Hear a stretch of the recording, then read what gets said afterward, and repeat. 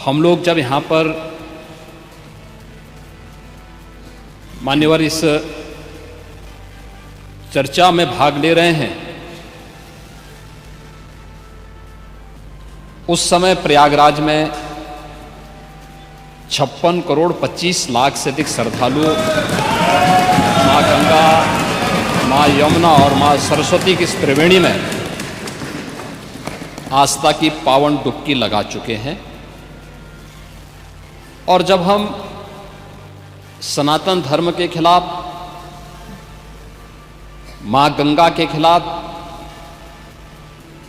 भारत की आस्था के खिलाफ या महाकुंभ के खिलाफ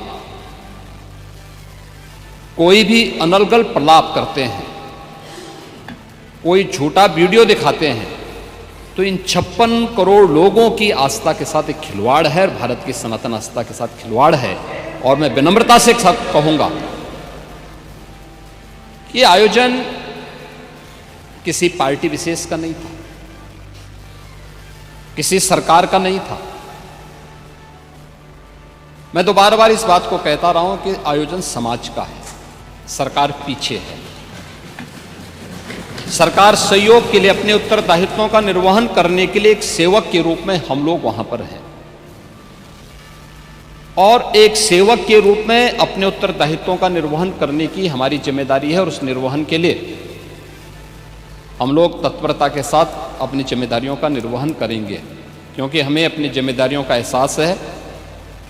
हमें भारत की सनातन परंपराओं के प्रति अगाध श्रद्धा का भाव है, और उन श्रद्धाओं को सम्मान देना वो हमारा दायित्व है। और ये हमारा सौभाग्य है कि इस सदी के इस महाकुंभ के साथ हमारी सरकार को जुड़ने का अवसर प्राप्त हुआ, और आयोजन के प्रति तमाम अफवाहों, तमाम प्रकार का दुष्प्रचार को दरकिनार करते हुए देश और दुनिया ने इस पूरे आयोजन के साथ सहभागी बनकर के इसे सफलता की एक नई ऊंचाई तक पहुंचाया है। मैं धन्यवाद दूंगा माननीय सदस्य श्री मनोज पांडे जी को, जिन्होंने उन अफवाहों की ओर ध्यान भी दिया, कि उल्लेख किया कि काहिरा का वीडियो लेकिन महाकुंभ के साथ जोड़ करके दुष्प्रचार किया जा रहा था, नेपाल का वीडियो महाकुंभ के साथ, झारखंड की किसी घटना को महाकुंभ के साथ, या देश के अंदर के किसी अन्य दुर्घटना को जूसी के साथ जोड़ करके दुष्प्रचार करके अफवाह फैलाने का जो कार्य हो रहा था, कौन लोग थे वो? और इसीलिए मैं कहना चाहूंगा कि बड़ा हसीन है इनकी जवान का जादू,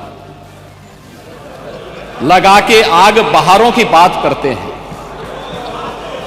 जिन्होंने रात में चुन चुन के बस्तियों को लूटा, वही नसीबों के मारों की बात करते हैं।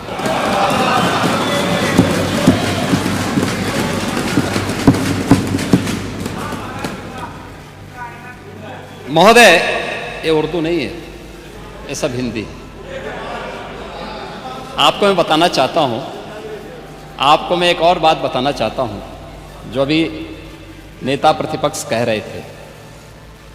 जब उत्तर प्रदेश की स्थानीय बोलियों को इस सदन में महत्व मिला, तो उनके द्वारा कहा जा रहा था, उन्होंने विरोध किया था। ठीक उनकी सोच है, ये समाजवादी संस्कार भी है कि हर अच्छे कार्य का विरोध करना है, हर अच्छे कार्य का विरोध करना है। तो उन्होंने कहा कि हिंदी इस सदन की भाषा है, तो हिंदी को तो हटाया नहीं।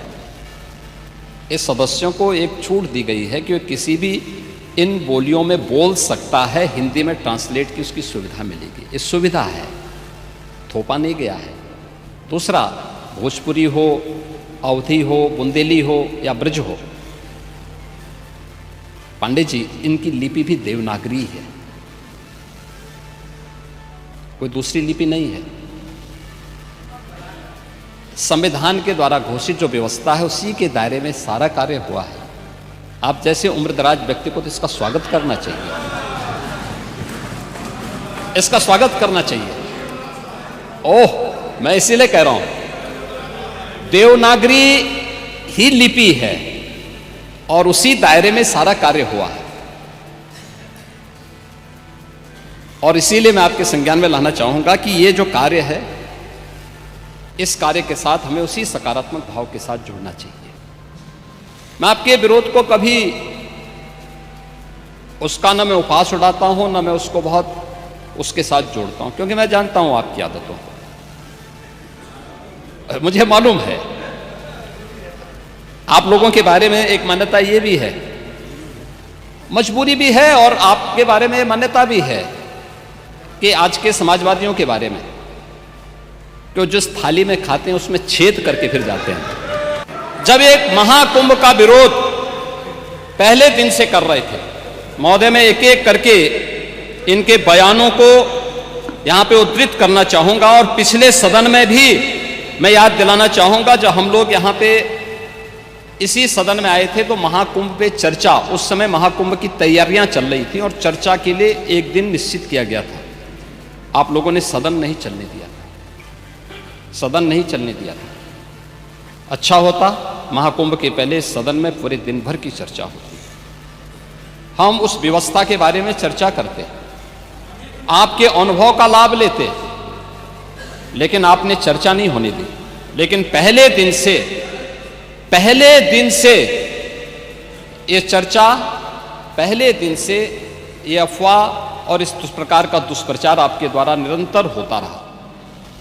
आप याद करिए, समाजवादी पार्टी के राष्ट्रीय अध्यक्ष ने महाकुंभ आयोजन के पहले इस बारे में कहना शुरू किया कि साहब इतना पैसा और इतना विस्तार देने की आवश्यकता क्या है। उनका बयान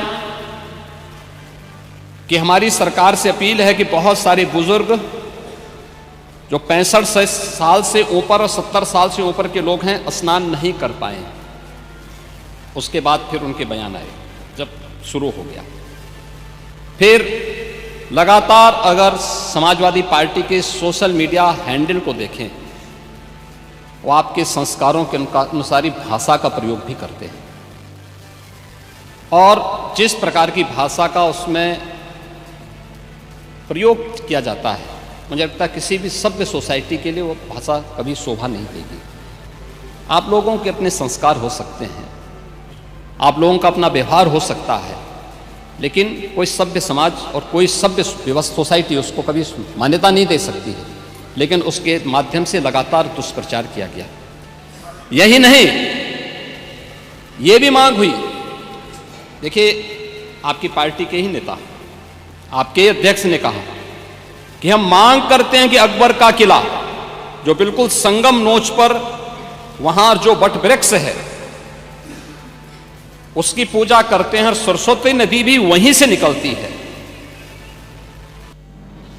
आप देखिए, यानी अक्षय वट का नाम भी उनको नहीं मालूम। सरस्वती कूप को सरस्वती नदी कहते हैं, ये आपका जनरल नॉलेज है। आप ही के एक सहयोगी श्री लालू यादव जी कह रहे हैं, अरे ये सब कुंभ का क्या कोई मतलब है, फालतू का कुंभ है। यानी सनातन धर्म के इस महायोजन को फालतू उनको दिखाई देता है। और इनके एक और सहयोगी उससे भी 2 कदम आगे आकर के कहती हैं कि महाकुंभ मृत्यु कुंभ में बदल गया है। ये क्या है? ये क्या है? मल्लिकार्जुन खड़गे, कांग्रेस के नेता, अध्यक्ष, कहते हैं कुंभ भगदड़ में हजारों लोग मारे गए।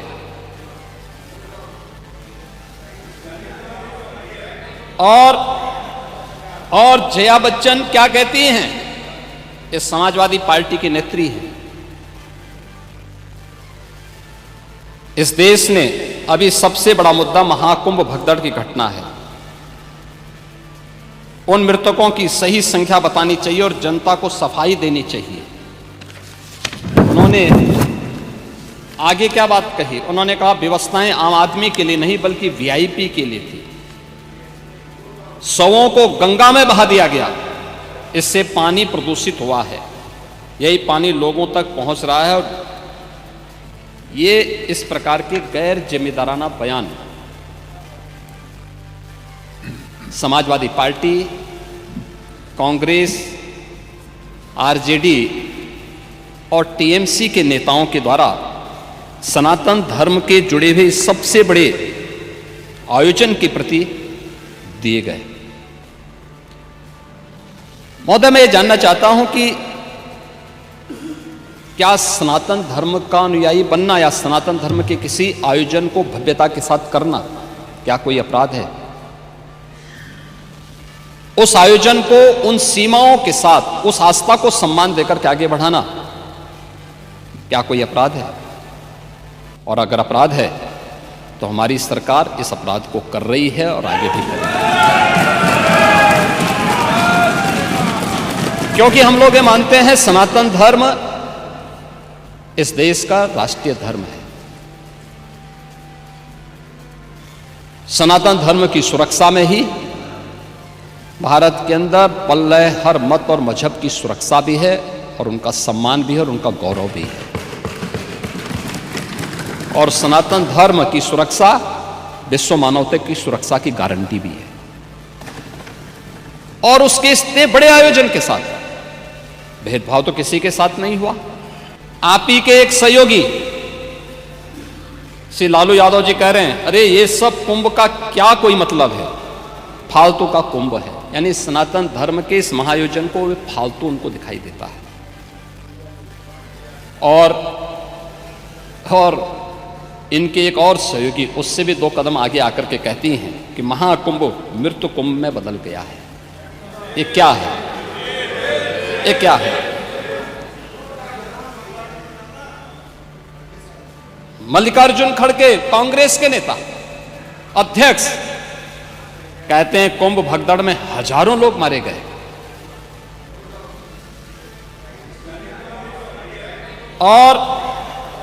और जया बच्चन क्या कहती हैं? ये समाजवादी पार्टी की नेत्री हैं। इस देश ने अभी सबसे बड़ा मुद्दा महाकुंभ भगदड़ की घटना है। उन मृतकों की सही संख्या बतानी चाहिए और जनता को सफाई देनी चाहिए। उन्होंने आगे क्या बात कही? उन्होंने कहा व्यवस्थाएं आम आदमी के लिए नहीं बल्कि वीआईपी के लिए थी। शवों को गंगा में बहा दिया गया, इससे पानी प्रदूषित हुआ है। यही पानी लोगों तक पहुंच रहा है। और ये इस प्रकार के गैर जिम्मेदाराना बयान समाजवादी पार्टी, कांग्रेस, आरजेडी और टीएमसी के नेताओं के द्वारा सनातन धर्म के जुड़े हुए सबसे बड़े आयोजन के प्रति दिए गए। महोदय, मैं ये जानना चाहता हूं कि क्या सनातन धर्म का अनुयायी बनना या सनातन धर्म के किसी आयोजन को भव्यता के साथ करना क्या कोई अपराध है? उस आयोजन को उन सीमाओं के साथ, उस आस्था को सम्मान देकर के आगे बढ़ाना क्या कोई अपराध है? और अगर अपराध है तो हमारी सरकार इस अपराध को कर रही है और आगे भी करेगी, क्योंकि हम लोग ये मानते हैं सनातन धर्म इस देश का राष्ट्रीय धर्म है। सनातन धर्म की सुरक्षा में ही भारत के अंदर पल रहे हर मत और मजहब की सुरक्षा भी है और उनका सम्मान भी है और उनका गौरव भी है। और सनातन धर्म की सुरक्षा विश्व मानवता की सुरक्षा की गारंटी भी है। और उसके इतने बड़े आयोजन के साथ भेदभाव तो किसी के साथ नहीं हुआ।